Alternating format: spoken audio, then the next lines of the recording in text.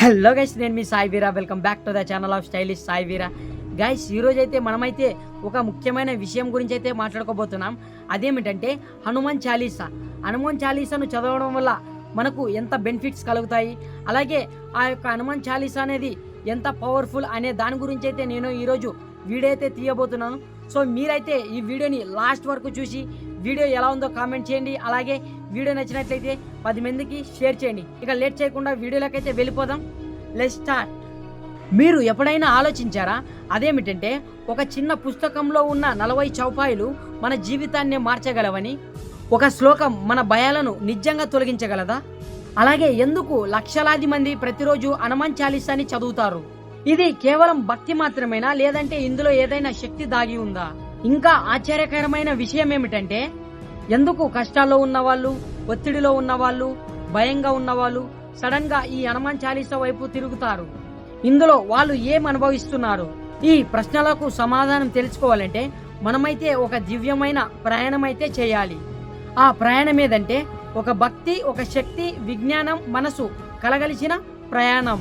ఈ యొక్క హనుమాన్ చాలీసాను గోస్వామి తులసిదాస్ గారు అయితే అక్బర్ చక్రవర్తి కాలంలో జైలులో ఉన్నప్పుడైతే రచించారు. ఆయనను జైలులో బంధించినప్పుడు 40 రోజులు ఆ హనుమంతుణ్ణి ప్రార్థిస్తూ 40 పద్యాలనైతే రాశారు. 40వ రోజు వానర సైన్యం కోటపైన దాడి చేసి ఆయనను విడిపించింది అని చరిత్ర చెబుతుంది. అందుకే దీనికి చాలీసా అంటే హిందీలో 40 అనే పేరు అయితే వచ్చింది. ఇప్పుడు హనుమంతుడికి ఉన్న శక్తి గురించి అయితే మాట్లాడుకుందాం. హనుమంతుడు అంటే మనకు గుర్తు వచ్చేది అపారమైన బలం, శక్తి, ధైర్యం. కానీ అతను ఒక దేవుడు మాత్రమే కాదు, ఆయన ఒక ప్రతీక. బలం అంటే కేవలం శరీర శక్తి మాత్రమే కాదు, అది మనసుకున్న శక్తి కూడా.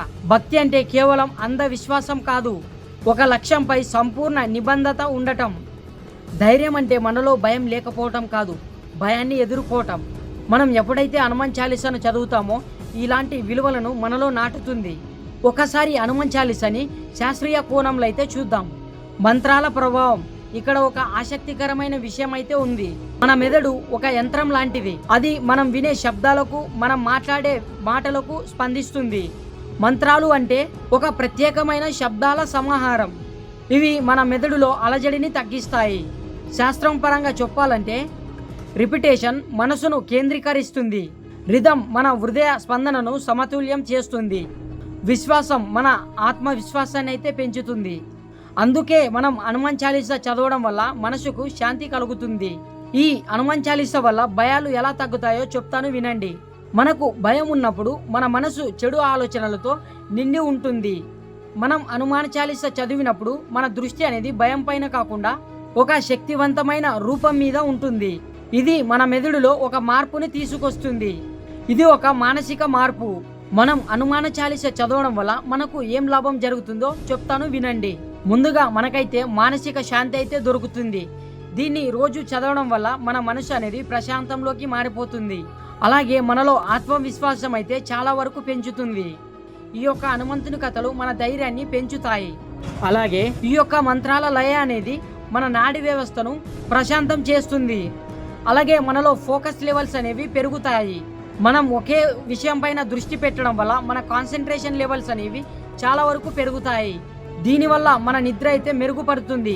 ఎందుకు? ఇది కోట్ల మందికి నమ్మకం. ఈ ప్రపంచంలో కోట్ల మంది వివిధ వయసుల వాళ్ళు వివిధ పరిస్థితుల్లో అయితే హనుమాన్ చాలీసాని నమ్ముతున్నారు. ఎందుకంటే వాళ్ళు ఈ యొక్క శక్తిని అనుభవించారు. కష్టంలో ఉన్నప్పుడు ధైర్యం, భయంలో ఉన్నప్పుడు నమ్మకం, నిరాశలో ఆశ, ఇలాంటి అనుభవాలను అయితే వాళ్ళు హనుమాన్ చాలీసా ద్వారా అనుభవించారు. కాబట్టి కోట్లాది మంది ఈ హనుమాన్ చాలీసాను నమ్ముతున్నారు.